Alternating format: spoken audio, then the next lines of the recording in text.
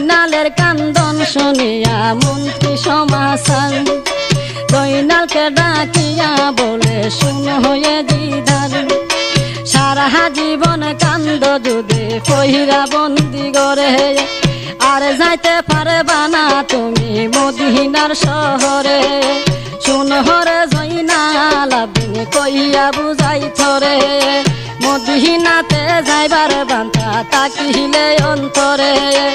এজিদি নামে হুদবা পড়তে যাইবা শুক্রবারে এজিদি নামে হুদবা পড়তে যাইবা শুক্রবারে এই কথায় জিদার মন্ত্রী যখন শুনাই এই কথায় জিদার মন্ত্রী যখন শুনাই 12 হাজার